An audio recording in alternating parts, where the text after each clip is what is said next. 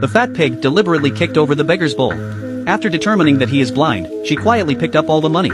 Then she used the stolen money to buy a hamburger. At this time, the mouse sitting opposite her had a bad idea. He took advantage of the monkey's absence.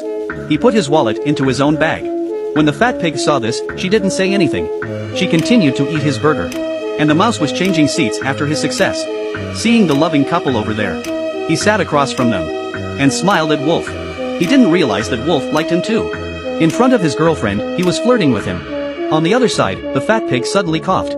The sound woke up the orangutan sleeping next to her. Seeing that the fat pig was about to choke to death, the gorilla slapped her on the back. He didn't want to save him, but to tell the fat pig to go away.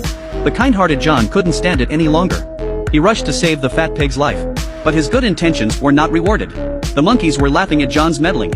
Then the subway arrived. When a riot broke out outside, scared people ran for the safety of the subway. But the gorilla blocked the subway doorway. He didn't want them to come in. But John stopped him. He grabbed John by the horns. Then he punched the subway switch. The train was restarted. The poisonous snake could not stand it anymore. Started to harass the gentle moose. John stepped forward to stop him. But the viper suddenly sprayed venom in his face. And by chance, it hit the wolf in the face. And a big fight breaks out. The wildness in them all comes out. The more they fight, the more excited they get. Only the vulture, sitting in the corner, seems to be waiting for something. After a while, Moose wakes up John. The wagon is a mess after the battle.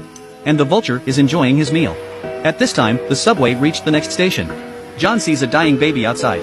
But the door was already broken. Even when he banged on the door with his horn, it wouldn't budge. But then the gorilla suddenly stepped forward. He opened the door for John. Before he could thank him, John went to pick up the baby and handed him over to the moose. But he had no intention of returning to the subway. He waved goodbye to the moose and went back to save the others. But the power of disaster is beyond imagination. Soon John was buried under the rubble.